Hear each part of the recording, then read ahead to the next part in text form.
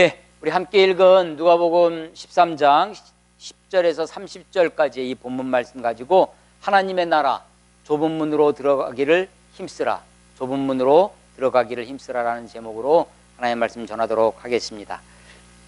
예, 누가복음을 우리가 함께 묵상하고 있습니다. 누가복음이 앞 전반부 한 10장, 11장까지는 이렇게 막 새롭게 다시 묵상을 하면서 마음이 이렇게 벅차오고, 이 참 귀한 말씀이다. 막 그렇게 읽다가 11장, 12장, 13장, 14장 막 넘어가면서 마음에 부담이 되고, 이 말씀을 내가 어떻게 받아야 되나. 내가 이 말씀 앞에 점점점 이 말씀이 무겁게 다가오고 있습니다. 특별히 말씀을 읽고 해석함에 있어서 또 그 말씀을 제가 해석한 말씀을 또 우리 성도분들에게 또 잘 설명해 드리려고 하면서 이 말씀을 가지고 씨름하게 되는데, 좀 당혹스러운 것은요, 좀 어렵고 힘든 것은 다른 사람들, 일반적인 많은 여러 목사님들 혹은 뭐 신학자들, 이런 많은 사람들이 해석하는 것과 잘 동의가 되지 않고 저는 다르게 읽히는 거예요. 좀 더 이 대중적이지 않게 이 말씀을 읽으려 할 때, 그렇게 자꾸만 말씀이 읽혀질 때 힘들고, 또 그것을 제가 깨달은 대로 여러분들에게 솔직하게 또 정직하게 말씀을 설명을 하려고 하니까 그것도 저에게 부담이 되곤 합니다.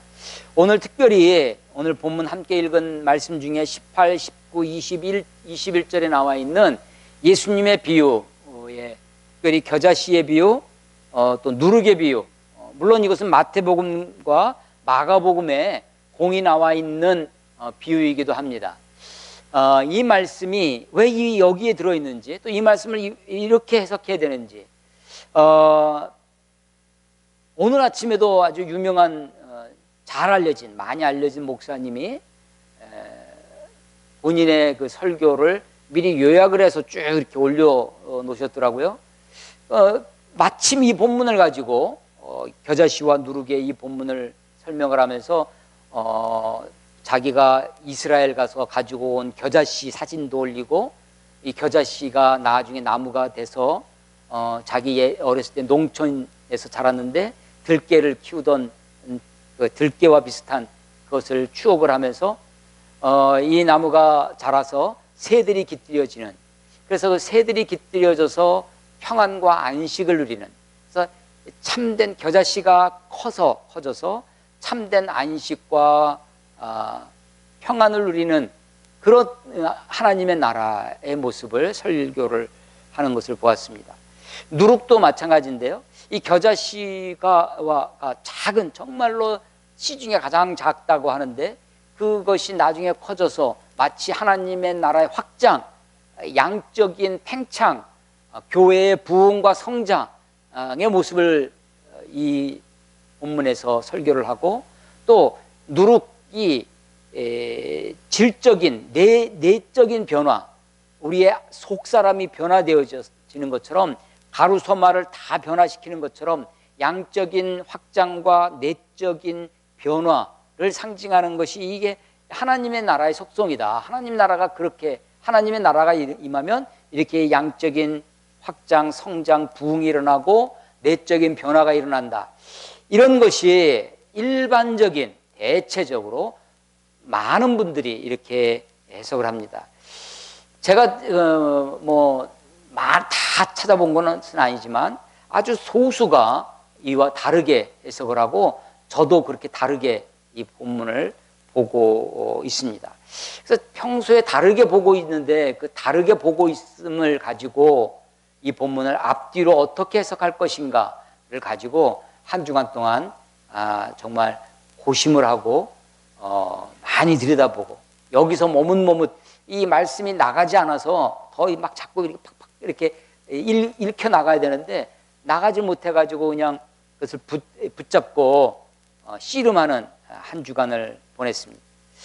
21절과 22절에 보면, 22절에 동그라미 표시가 있습니다. 앞에 이 동그라미 표시는 문단 나누기라고 그랬죠. 특별히 또 이 문단 나누기는요, 예수께서 22절에 예수께서 각 마을로 다니사 가르치시며 예루살렘으로 여행하시더니, 마치 내용도 완전히 나누어지는 것 같아요. 문단 표시도 되어 있고 내용, 그래서 21절에서 생각이 멈춰지고 22절부터 새로운 이야기가 전개되어지는, 또 많은 분들이 그렇게 해석을 해서 앞에는 유대 사역이고 뒤에 22절 이하부터 또 다른 이야기가 전개되어진다, 이렇게 해설하시는 분들이 많이 있었습니다. 그런데 23절 보니까요, 어떤 사람이 뜬금없다는 말 아시죠? 뜬금없이 예수님께 물어봅니다. 여짜오되 주여 구원을 받는 자가 적으니까. 그들에게 이르시되, 예수님이 답변하시는 거예요. 주님, 구원받는 사람이 적은 겁니까? 구원받을 사람이 적으니까? 라고 물었더니 예수님이 좁은 문으로 들어가기를 힘쓰라. 내가 너에게 이르노니 들어가기를 구하여도 못하는 자가 많으리라. 구원받을 자가 많다는 거예요, 적다는 거예요? 예, 적다는 뜻이죠. 그렇게 말씀을 하세요. 근데 왜 이 사람은 뜬금없이는 제가 붙인 말이에요, 뜬금없이 이런 질문을 했을까? 아니, 이 앞에 있는 것, 조금 전에 있던 비유와 연관해 보면 하나님의 나라가 어떻게 돼요? 비록 겨자씨와 같지만, 지금은 눈에도 잘 보이지 않지만 그것이 정말 겨자씨가 큰 나무가 되는 것처럼 복음의 확장성, 세계 복음화를 외치는 기독교, 이 복음의 이 교회가 부흥하고 성장해서 큰 나무가 되는 이런 것, 누룩이, 그 가루 서마를, 작은 누룩 하나가 온 가루 서마를 다 부풀게 하는 그런 내재적인 그런 힘이 하나님 나라 가운데 복음에 있다고 하는데, 아니, 이 사람은 왜 그 말을 듣고도 아니, 누가는 그 말씀을 알고도 바로 다음에 이 질문을 붙여놨을까 하는 거예요. 주여 구원을 받을 자가 적으니까. 그랬더니 주님도 좁은 문으로 들어가기를 힘쓰라. 들어가기를 구하여도 못하는 자가 많다. 구원받을 자가 적다라고 말씀을 하시는 거죠. 아니, 하나님의 나라가 겨자씨의 성장처럼 누룩의 그런 변화처럼 그렇게 되어지지 않을 것을 지금 앞뒤 문맥은 그 문맥이라는 것이죠. 좁은 문으로 들어가기를 힘쓰라는 겁니다. 분투하라는 것이, 싸우라는 것입니다. 그러니까 좁은 문으로 들어가기를 위해서 네가 버티고 있어라, 단지 좀 견디고 있어라 라는 정도가 아니라 좁은 문으로 들어가기를 적극적으로 힘쓰라라고 지금 말씀하세요. 그러면서 하시는 말씀이 25절, 집주인이 일어나 문을 한번 닫은 후에, 문을 닫는 사람은 집주인입니다. 하나님이 천국의 문을 닫으실 거예요. 그러면 아무도 그 문을 다시 열 자가 없습니다. 그것은 방주의 모형도 그렇고요, 하나님의 방주도 그 문을 하나님이 닫으세요. 여호와께서 그 문을 닫으신지라. 예, 요한계시록의 마지막에 그 문도 하나님이 닫으십니다. 하나님이 닫으시면 주가 그 천국 다윗의 열쇠를 가지시니까 그 문을 열고 닫고 하면 아무도 그 문을, 닫힌 문을 열 자가 없는 것이죠. 한번 닫은 후에는 누가 와서 주여 열어달라고, 열어주소서라고 간청을 해도 내가 너희를 도무지 알지 못한다, 어디서 온 자인지 알 수 없다, 알지 못한다고 외면하십니다. 천국문 앞에서 주님이 그렇게 외면하시고 거절하신다는 거예요. 26절에 보면 그때 이 사람들이 주 앞에서 내가 먹고 마셨고 길에서 주님 나를 가르치시지 않았는데, 내가 그렇게 배웠다는 것입니다. 내가 그렇게 제자 훈련 받은 사람이라는 거예요. 내가 교회에서 여러 단계들 다 했다는 거예요. 그런데도 주님이 뭐라고 하시냐면 27절에 그가 너희에게 말하 이르되 나는 너희가 어디에서 왔는지 알지 못하노라. 행악하는 모든 자들아 나를 떠나가라 하리라. 모르시겠다는 겁니다. 두 번씩이나 내가 너희를 도무지 알지 못한다고 말씀하시는 거죠. 26절, 너희가 아브라함과 이삭과 야곱과 모든 선지자는 하나님 나라에 있고 오직 너희는 밖에 쫓겨난 것을 볼 때에 거기서 슬피 울며 이를 갈리라. 자, 그러니까 하나님의 나라라는 말이 조금 전에 겨자씨의 비유와 누룩의 비유에서 하나님 나라를 말씀하셨는데, 지금 이 좁은 문으로 들어가라 라는 것이 하나님의 나라의 이야기라는 거예요. 구원을 물어봤습니다. 구원을 받은 자가 적으니까, 구원을 받는다라는 말을 다른 말로 설명하면 천국 문으로 들어간다, 좁은 문으로 들어간다 라는 말과 동일한 거죠.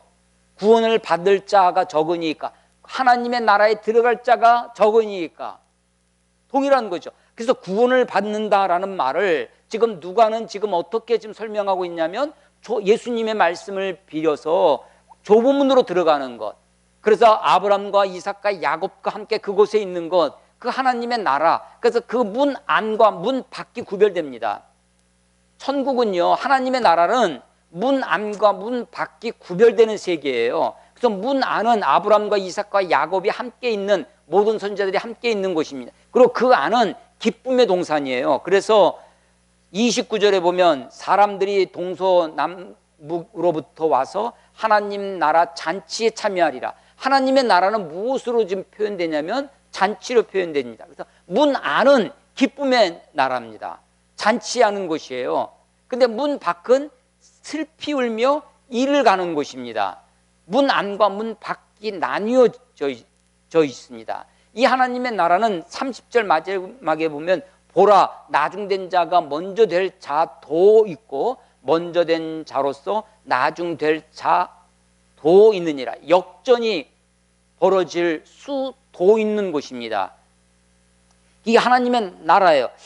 하나님의 나라가 그런데 이 18에서 21절에 있는 것처럼 겨자씨의 비유, 누룩의 비유를 일반적인 사람들이, 많은 분들이 설명하듯이 복음의 확장성, 하나님의 나라의 양적인 확장과 양적인 팽창과 질적인 변화를 내재적인 변화로 설명을 한다면 하나님의 나라가 들어갈 사람이 많아야 될 텐데, 하나님의 나라에 많은 사람이 와야 될 텐데 예수님은 지금 그렇게 설명하지 않고 있다는 것입니다. 그 말씀을 누가는 지금 붙여놓고 있고, 그래서 하나님의 나라가 지금 앞뒤 문단 나누기가 되어서 나뉘어지는 것 같지만 사실은 하나님의 나라로 이어지고 있다라고 하는 것입니다. 자, 그래서 이 말씀을 가지고 제가 한 줄 동안 끙끙댔다는 거예요. 이걸 어떻게 설명해야 될까?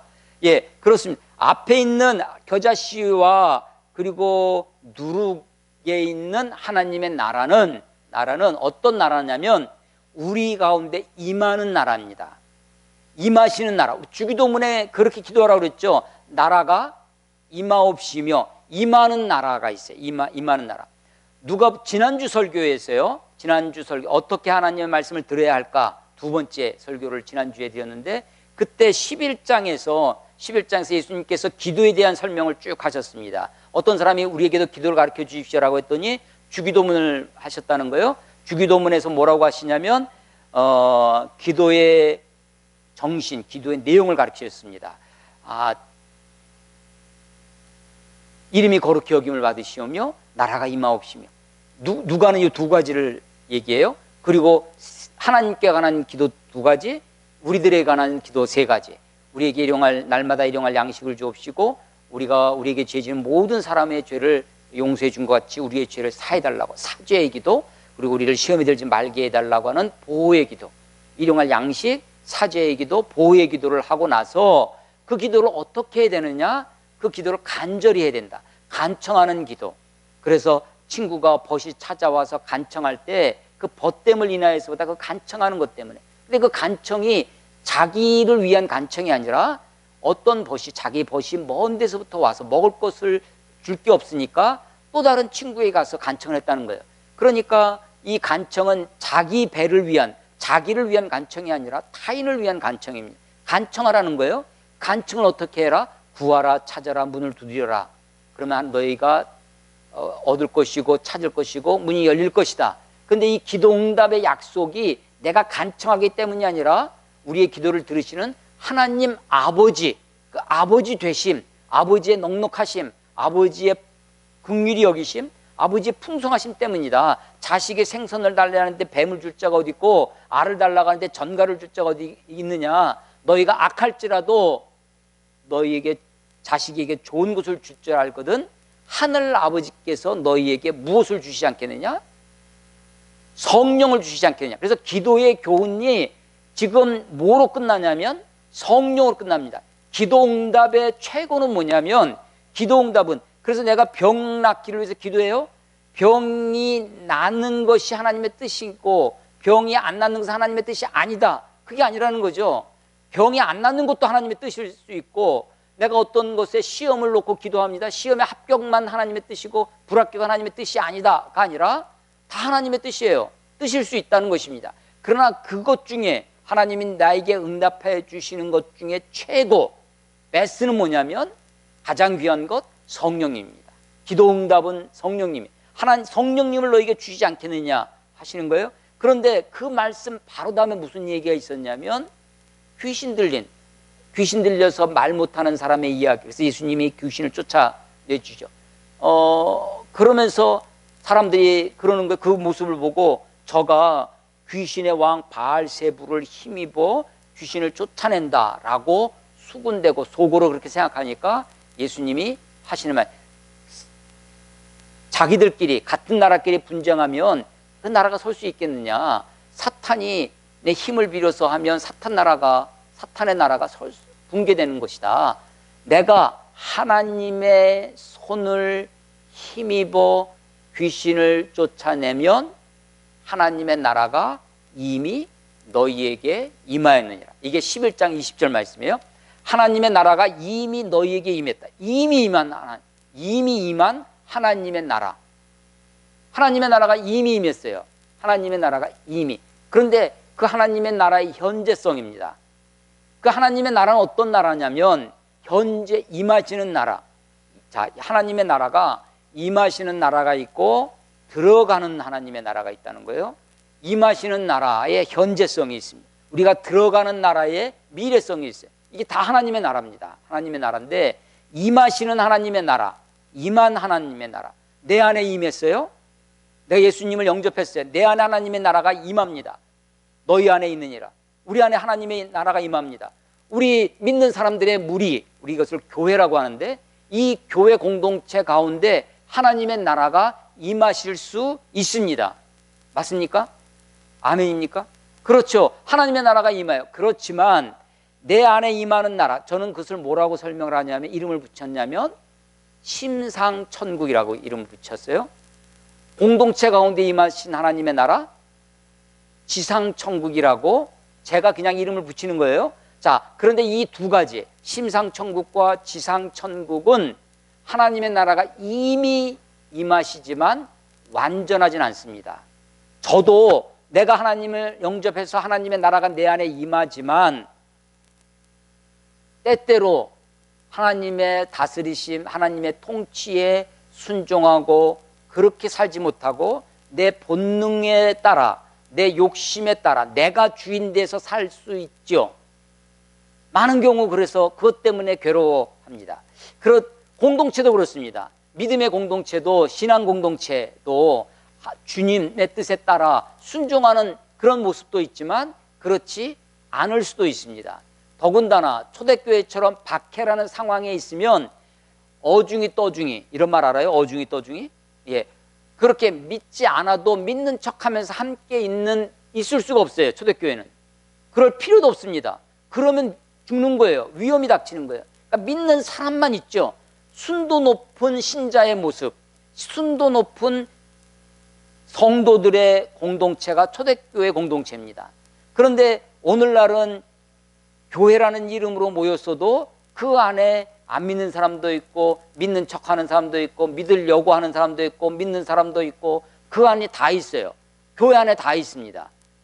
마치 예수님의 비유 중에 가라지의 비유가 있어요. 씨를 뿌렸는데 악한 자가 와가지고 원수가 와서 밤에 가라지를 더 뿌렸다는 거예요. 그랬더니 종들이 이걸 뽑아버릴까요? 그랬더니 내비둬라, 그대로 두어라. 추수 때 그 가라지 뽑다가 알곡까지 뽑을까 염려되니까 추수 때 알곡은 모아 곡간에 들이고 가라지는 불에 태워버릴 것이다 라고 말씀하시죠. 알곡과 가라지가 섞여 있습니다. 혼재되어 있어요. 자, 하나님의 나라의 현재성, 임하시는 나라, 내 안에 임하시는 나라, 우리 가운데 임하시는 나라, 공동체 가운데 임하시는 나라, 심상천국, 지상천국은 하나님의 나라가 이미 임했지만 완전히 임하신 것은 아닙니다. 아직은 아니에요. 아직은. 그러니까 이미와 아직 사이에 있어. 그래서 여기에는 뭐가 있냐면 혼재성이 있습니다. 알곡과 가라지가 같이 있는 것입니다. 빛과 어둠이 같이 있어요. 우리에는 선과 악이 같이 있습니다. 그래서 이 가운데 우리가 내 안에 성령이 임하셔도 성령의 소욕과 육신의 소욕이 함께 있어서 육신의 소욕은 성령을 거스리고 성령의 소욕은 육신을 거스려서 이게 갈라디아서의 교훈이죠. 갈라디아서의 말씀이. 그래서 이게 둘이 서로 거슬리는 싸우는 관계입니다. 그것이 그 갈등이 있어요. 갈등이. 내 안에 갈등이 있고 공동체 안에도 갈등이 있습니다. 완전하지 않다는 거예요. 하나님의 나라의 혼재성이에요. 자, 그러니까 지금 겨자씨의 비유와 누룩의 비유는 복음의 확장성을 말하는 것이 아니다라고 저는 생각합니다. 이것은 양적인 성장, 양적인 확장, 그리고 내적인 변화를 말씀하시는 것이 아니다라는 것이에요.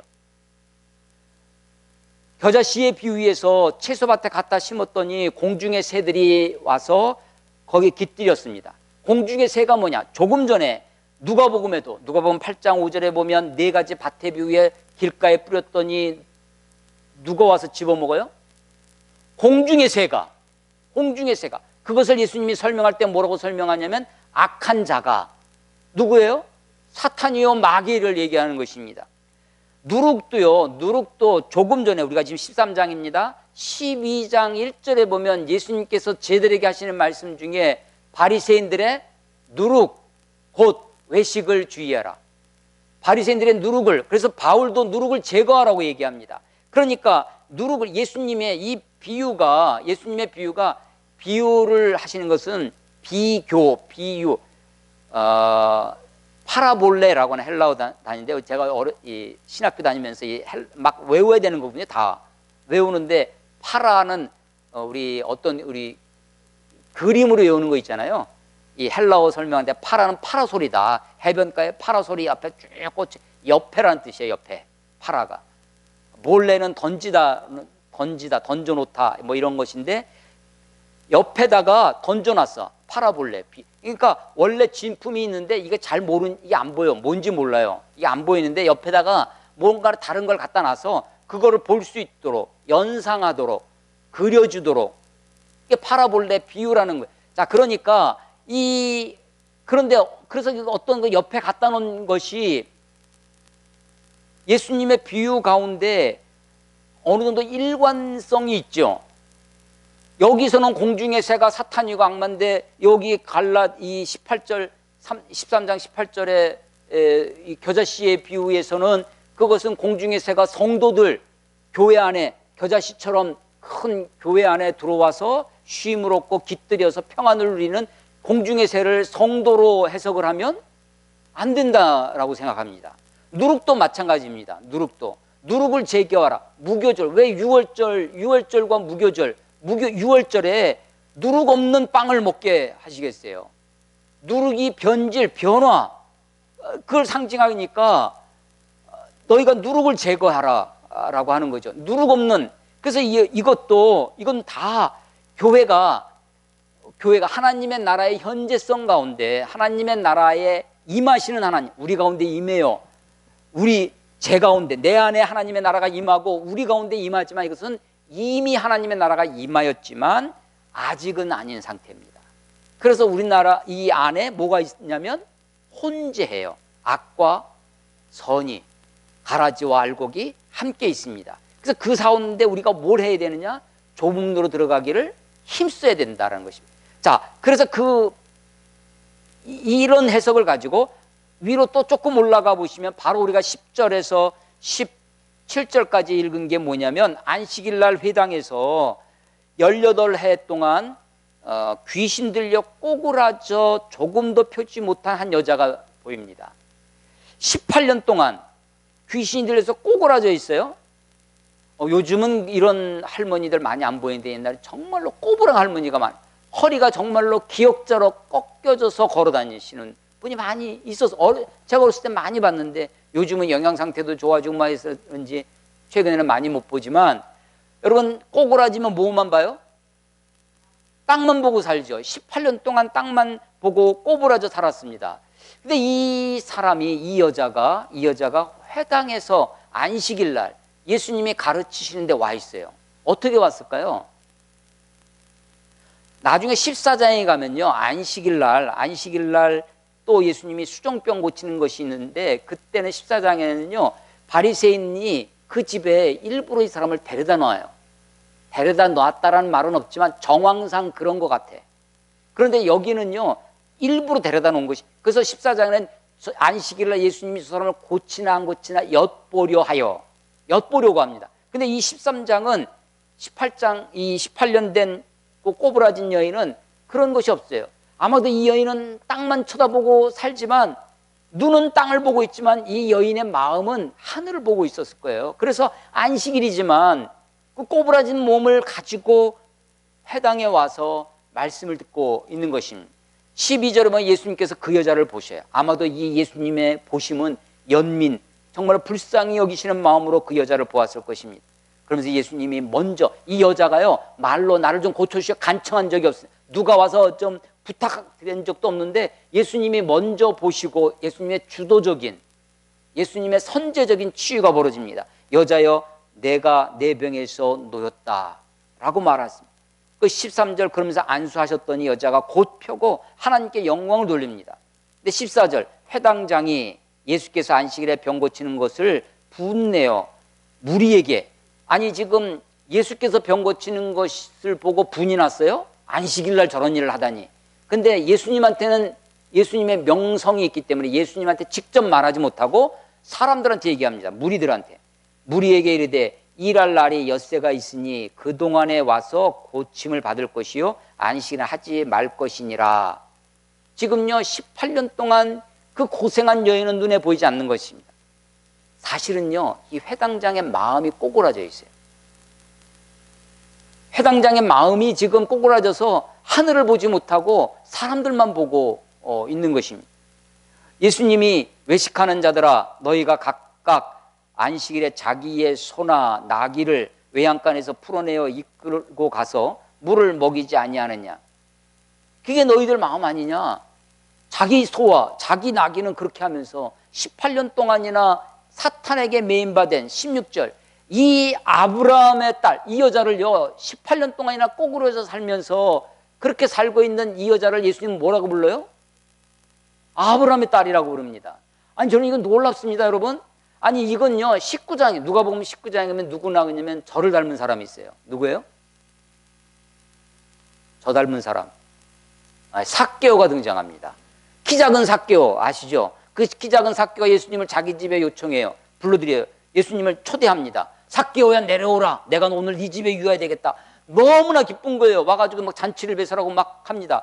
예수님이 삭개오의 집에 들어가서 그 잔치 가운데 있는데 사람들은요 마음이 꼬그라져 있어요. 마음이 더 쪼그라들어 있어요. 그래서 뭐라고 하냐면 저가 누구냐면 예수님이, 저가 죄인의 집에 들어갔도다.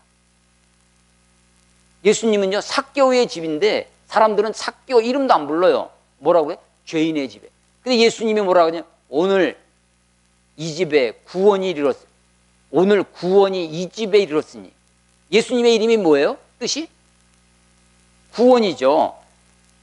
예수님이 그 집에 왔더니 예수님이 오늘 구원이 이 집에 이르렀으니 이 사람도 아브라함의 자손이라. 사람들은요 세리를 유대인 취급 안 합니다.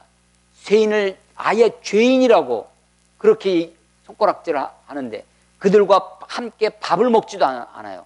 그런데 예수님은 그 집에 들어가, 우연히 만난 것도 아니고 그 집에 들어가 그 집에서 함께 먹는 겁니다. 근데 그 삭개오를 보고 예수님은 아브라함의 자손이라고 하시는 거죠. 지금도 이 여인이 뭘 했다는 것도 하나도 없어요.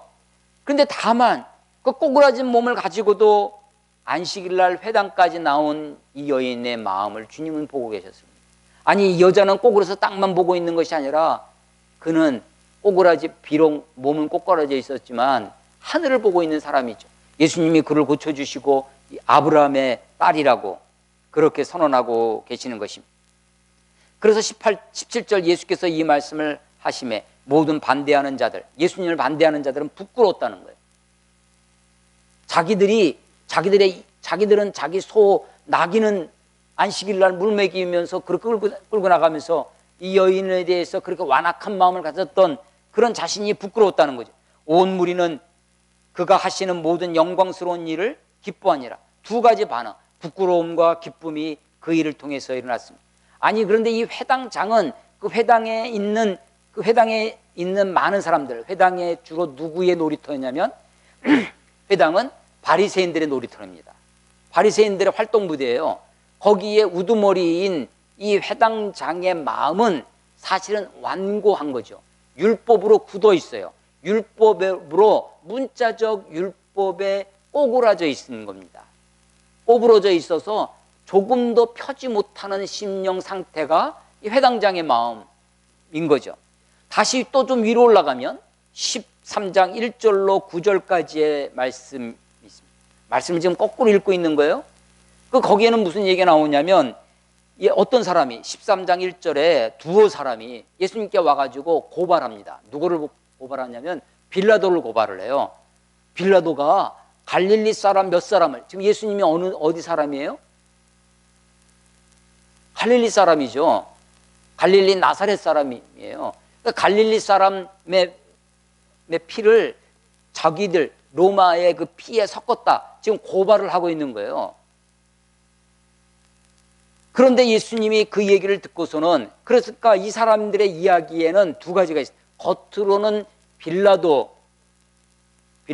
악행을 고발하는 거 있지만 저들의 심령 속에는 그렇게 해를 받은 갈릴리 사람들은 무엇인가 죄를 지어서 그런 해를 당한, 얼마나 죄를 지었으면 그 이방인의 제물이 되느냐라고 하는 거죠. 그런데 예수님이 2절에 너희는 이 갈릴리 사람들이 이같이 해 받음으로 다른 모든 갈릴리 사람보다 죄가 더 있는 줄 아느냐? 너희에게 이르노니 아니라 너희도 만일 회개하지 아니하면 다 이와 같이 망하리라. 예수님의 메시지는 분명합니다. 회개하지 않으면 망한다는 겁니다. 그러면서 4절 또 실로암 망대가 무너져 치어 죽은 18사람이 몇 사람이요? 아까 꼬부라져서 조금도 펴지 못한 여자 몇 년 동안? 18해 동안. 이게 오버랩돼요. 18명이 죽었습니다. 18사람이 예루살렘에 거한 다른 사람들보다 죄가 더 있는 줄 아느냐? 실로암 망대, 예루살렘에 있는 그 실로암 샘에 있는 망대가 무너져가지고 18명이나 죽은 대형 사고죠. 이 사고, 아니 이 빌라도의 악행이 있어요. 악한 사람 때문에 당하는 고통도 있지만 아무 이유도 없이 그냥 사고를 통해서 지진이 일어난다든지 태풍이 온다든지, 그래서 우리가 뭐 태풍에서 사람들이 죽고 쓰나미에서 막 사람이 죽고 막 했을 때 교회에서 쉽게 설명하는 것이 크리스마스 날 성탄절 예배 안 드리고 이 태국에 놀러 갔다가 그렇게 죽었다고 막 설교하는 목사들도 있었습니다. 그래서 그러나 예수님의 메시지는 13장 3절 5절에 동일하게 반복됩니다. 너희도 회개하지 않으면 다 망하리라. 회개하지 않는 마음이 어떻게 나오느냐? 6절에서 9절 보면 어떤 사람이 6절 한 사람이 포도원에 무화과 나무를 심은 것이 있더니 와서 그 열매를 구했으나 얻지 못한지라 포도원 지기가 이르되 내가 3년에 와서 다 찍어버려라. 그랬더니 올해만, 금년에도 그대로 두소서, 올해만 참으소서라고 간청을 했다는 얘기예요. 그게 이제 6절에서 9절까지 이야기인데, 포도원에 뭘 심었어요? 포도원에 뭘 심어야 돼요? 포도를 심어야죠. 근데 왜 무화과를 심었겠어요? 그동안 포도원에 포도를 심었더니 어떻게 됐다는 거예요? 열매를 잘 맺었으면 어떻게 했겠어요? 또 계속 심었죠. 근데 포도원에 포도 열매를 못 맺으니까 대체나무로 무화과를 심은 겁니다. 그리고 열매를 기다렸는데 이 무화과마저도 열매를 맺지 못하니까 찍어버리라고 합니다. 근데 포도원 지기가 한 해만 참으소서, 금년에도 좀 그대로 두셔달라는 심판의 유예를. 그래서 그런데 그대로 내가 올 한 해 두릅하고 거름도 주고 돌볼 테니까 그래도 만일 열매가 없으면 찍어 버리소서라고 하는 거예요. 자, 그러니까 심판이 유예됩니다. 심판이 유예되지만 무한정 유예되는 것은 아니에요. 한정이 있습니다. 하나님의 심판이, 하나님이 이 땅을 심판하실 것입니다. 그런데 하나님의 인내가 있어요. 하나님이 기다리십니다. 하나님이 포기하지 아니하시고 꾸준히 노력하십니다. 그러나 하나님의 인내가 무한정한 것이 아니라 심판이 있습니다. 언제? 주님 오시는 날, 하나님의 나라가 임하시는 날, 그 종말이, 주의 재림이 주님의 심판과 관련이 있습니다. 무한정되어지는 것이 아닙니다. 하나님의 나라는 그 나라가 임하면, 완전히 임할 때 우리가 들어가는 하나님의 나라가 있을 것입니다. 하나님의 나라가 임했어요. 그러나 이것은 이미 임한 하나님의 나라, 완전하진 않습니다. 혼재해 있어요. 그래서 마치 겨자씨가 공중의 새가 깃들어 있어요. 공중의 새를 악한 무리라, 악인이라고.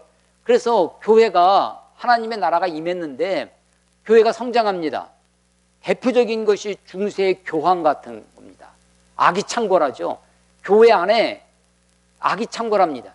교회도 대형화됩니다. 현대교회, 아니 교회가, 대형교회가 그래도 할 일이 있다. 대형교회의 그 유용성 때문에 작은 교회가 하지 못하는 일을 큰 교회가 하지 않냐.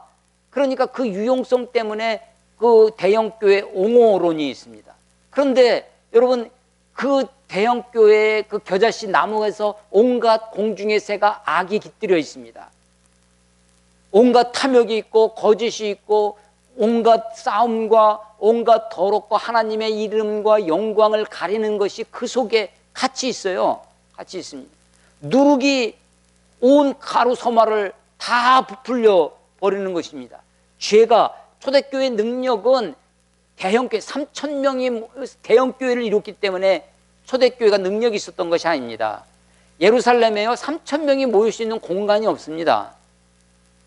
3,000명이 회개하고 왔다는 베드로의 설교에 3,000명이, 그것은요 가정 모인 것을 다 했을 때 3,000명이라는 것이지 그 대형교회를 얘기하는 것이 아닙니다. 예수님, 하나님은 그 예루살렘 교회에 핍박을 해서 흩어지게 만드시죠. 그래서 누룩이 그것을 가루소마를 다 변질시키는 것처럼 온통 교회가 그렇게 썩고 냄새나고 죄악으로 가득 찬 모습이 되어졌다. 근데 그게 하나님의 나라가 혼재해 있는 거예요. 언제까지? 추수 때까지, 심판 때까지. 그래서 그때 너희가 그래서 이것이 마태복음 7장의 말씀과 동일합니다. 마태복음 7장에 주여 주여 하는 자마다 다 천국에 들어갈 것이 아니요 오직 내 아버지 뜻대로 행하는 자라야 하리니 그때 너희가 말하기를 주여 내가 주의 이름으로 선지자 노릇하고, 주의 이름으로 내가 목사 됩니다, 주의 이름으로 종교적인 어떤 것을 합니다, 주의 이름으로 귀신을 쫓아내고 주의 이름으로 권능을 행하였나이다 하리니 그때 내가 너희를 도무지 알지 못한다. 불법을 행하는 자들아 내게서 떠나가라. 주님이 다 내쫓는다는 것입니다. 그 알지 못, 주의 이름으로, 아니 주의 이름으로 다 해요. 뭐 교회 다 교회라고 그러고 다 그렇습니다. 그렇지만 행악하는 자들, 불법을 행하는 자들을 주님이 도무지 알지 못하겠다. 그래서 마지막 때는요, 마지막 때에 임하실 우리가 들어가는 하나님의 나라, 우리가 지금 소망하고 있습니다. 우리가 기대하고 있어요. 바라다 보고 있어요. 들어갈 하나님의 나라, 천국을, 저 천성에 들어가기를 간절히 소망합니다. 그 나라에 들어가면 안과 밖은 완전히 다른 세계가 될 것입니다. 그 안은 아브라함과 이삭과 야곱과 모든 선지자들, 하나님의 언약 아래에 있는 자들, 하나님의 언약을 붙들고 있는 자입니다. 하나님의 이 천국문에 들어가는데 좁은 문으로 들어가서 문 앞에 패스워드가 있어요. 비밀번호, 암호를 해야 들어갑니다. 그래서 많은 사람이 내가 주의 이름으로 선지자 노릇했습니다 하고 패스워드를 딱 쳤더니 삐 소리 나고 앞문이 안 열리는 거예요. 내가 주의 이름으로 귀신을 쫓아냈습니다. 삐. 내가 주의 이름으로 큰 교회, 수십만 명이 큰 교회를 이루었습니다. 삐. 문이 안 열리는 거예요. 그렇게 하면서 큰 교회를 이루었죠. 많은 세대들이 깃들여서 세습하고 있습니다. 교회가 기업처럼 교회 안에 무슨 재단, 교회가 무슨 재단을, 교회보다 배보다 배꼽이 큰 재단이 있어서 그 재단에서 온갖 일, 물론 선한 일 좀 하죠. 선한 일. 근데 그 선한 일을, 겉으로 드러나는 선한 일을 하기 위해서 속은 썩고 있습니다. 온갖 탐욕과 온갖 거짓과 온갖 권력이 그 안에서 난무하고 있는 것입니다. 18년 동안 꼬꾸라진 이 여인처럼 회당장이 그 꼬꾸라진 마음을 가지고 있었던 것처럼 대형 교회가 커지고 겨자씨처럼 누룩이 그렇게 온쪽 안과 밖이 다 그렇게 부패해 있다는 것입니다. 하나님의 심판이 우리 앞에 있습니다. 회개하지 아니하면 망하게 될 것입니다. 하나님이 아직도 참고 계십니다. 금년에만 그대로 두소서 하는 것처럼 하나님이 우리의 심판을 그렇게 유보해 주고 있는 것입니다. 여러분, 이 마음을 가지고 12장으로 거꾸로 올라가서 읽어보셔도 마찬가지입니다. 12장도 주님이 12장 49절 내가 불을 땅에 던지러 왔노니, 예수님이 심판의 불을 내리러 오신다는 것입니다. 너희가 천지의 기상은 분간할 줄 알면서 어제 시대를 분간하지 못하느냐라고 하시는 것이 12장입니다. 주님의 뜻에 따라 그 때를 기다려서 주인이 언제 올지 모르니까 깨어서 기다리고 있는 자는, 주님이 왔을 때 깨어서 기다리고 있는 자는 복된 자다라고 하는 것이 12장의 이야기예요. 12장 하나님의 심판을 기다리고 있는 것입니다. 하나님의 천국을 바라다보는 사람이 어떻게 살아가느냐, 천국을 소망하는 자들이 이 땅의 삶에 그렇게 아웅다웅 안절부절 그렇게 살지 않습니다. 무엇을 먹을까, 무엇을 마실까, 무엇을 입을까 염려하지 말라. 이는 다 이방인들이 구하는 것이고 너희는 하나님의 나라를 구하라. 하나님께서 저들에게 하나님의 나라를 주시기를 기뻐하시느니라. 그게 12장 이야기예요.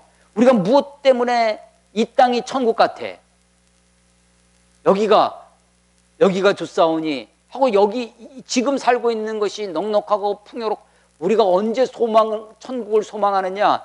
일제시대 때 그리스도인, 우리가 가난했을 때 우리에게 천국에 대한 소망이 간절했습니다. 그런데 이제 GNP가 10,000불, 20,000불, 30,000불이 넘어가면서 분당 옆에 천당이 있다는 거예요. 카나다는 천국 밑에 있다고 하는 것입니다. 사람들이 그렇게 얘기를 하면서 여기가 좋사오니 천국을 잃어버려요. 그러면서 교회의 메시지의 상당 부분이 하나님의 나라의 현재성만 강조합니다. 하나님의 나라는 죽어서 가는 것이 아니다. 아니요, 전 죽어서 천국까지 못한다면 굳이 이렇게 예수를 믿을 필요, 물론 우리 가운데 임하시는 하나님의 나라, 우리가 하나님의 나라에 하나님의 통치가 이루어지도록, 우리가 살고 있는 이 세상에 하나님의 정의가 이루어지도록 교회가 애쓰고 힘쓸 그 강조점을 아주 무시하는 것이 아닙니다. 교회의 공공성이라고 해요. 신앙의 공공성을 상실해서 세상을 잃어버려서 완전히 별천지 사는 것처럼 교회가 세상을 도대체 소금의 역할을 다하지 못하고 빛의 역할을 하지 못한다. 물론 그 강조점이 있습니다. 그러나 하나님의 나라에 우리가 정말 간절히 바라는 것은 우리가 들어갈 하나님의 나라입니다. 그러나 그 들어갈 하나님의 나라가 어디서부터 시작되는 것이냐면 오늘 임하신 하나님의 나라. 그래서 우리가 좁은 문으로 들어가기를 힘써야 되는 것이죠. 지금은 우리가 어디에 있어요? 아직 들어가지 못했습니다. 지금 우리가 그 문을 향해서 가는 길 가운데 있어요. 좁은 길을 지나 좁은 문으로 들어가는 것입니다. 근데 좁은 문으로 들어가기 전에부터 좁은 길을 가지 않고 넓은 길 갑니다. 이게 넓은 길인지 좁은 길인지 어떻게 알아요? 사람들이 많이 가는 길이 그게 넓은 길입니다. 한참 대학생들, 학생들 무슨 고시 준비하는 친구들 많이 봤어요. 그래서 이 고시가 정말 좁은 문이라고 생각하는 거예요. 고시 공부하는데 너무 힘들죠. 몇 년을 고생하면서 합니다. 근데 그게 좁은 길이 아닙니다. 고시가 좁은 문이 아니에요. 그 좁은 길이고 좁은 문이라고 착각하고 살아요. 가장하고 삽니다. 그 문을 통과하자마자, 고시라는 문을 패스하고 가자마자 넓은 길이 펼쳐집니다. 자기 마음대로 다닙니다. 자기가 하고 싶은 대로 합니다. 온갖 힘과 능력과 권세가 고시문을 통과하면서 생겨요. 그건 좁은 문이 아닙니다. 좁은 길도 아니에요. 정말 좁은 길이 무엇인지, 주님 가신 그 길을 우리가 가야 할 것입니다. 그래서 지금 오늘 제가 설교를 어떻게 했냐면 13장의 말씀을 설명을 하고 위로 거꾸로 성경을 읽었습니다. 그러면 다시 한번 성경을 읽어보십시오. 겨자씨가 무엇인지, 공중의 새가 무엇인지, 누룩이 무엇인지, 우리가 지금 왜 좁은 문으로 들어가기를 힘써 싸워야 되는지, 왜 분투해야 되는지, 우리가 어떻게 하나님 앞에 살아야 하는지를 돌이켜보게 됩니다. 18년 동안 꼬부라져 땅만 쳐다보고 살았던 그 여인을 주님께서 그 여인을 보시고 그를 풀어놓아 정말 하나님을 바라다보게, 아니 세상 사람들 가운데는 당당하게 살았던 회당장이 오히려 꼬부라져 살은 그런 인생입니다. 하나님이, 우리 주님이 정말 우리들에게 임해서 꼬꾸라진 마음이 펼쳐지듯 꼬꾸라진 인생이 하나님의 말씀을 왜곡하여 보지 아니하고 하나님의 말씀을 온전히 바라다보는, 그래서 우리가 정말 천국을 소망하고 우리가 들어갈 하나님의 나라를 간절히 사모하는, 그래서 마지막에 주님 말씀하신 것처럼 나중된 자로서 먼저 될 자도 있고 먼저 된 자로서 나중될 자도 있느니라는 이 말씀이 정말로 우리들에게 복되고 영광스러운 말씀이 되도록, 비록 이 땅에서 어렵고 힘들고 부족하게 산다 할지라도 하나님의 나라에서 그 역전의 명수이신 우리 하나님의 손길에 붙잡혀서 그 천국의 하나님의 나라의 잔치에 참여하시는 저와 여러분이 되시기를 주의 이름으로 축원합니다. 기도하겠습니다. 하나님 아버지, 은혜를 감사합니다. 하나님의 말씀이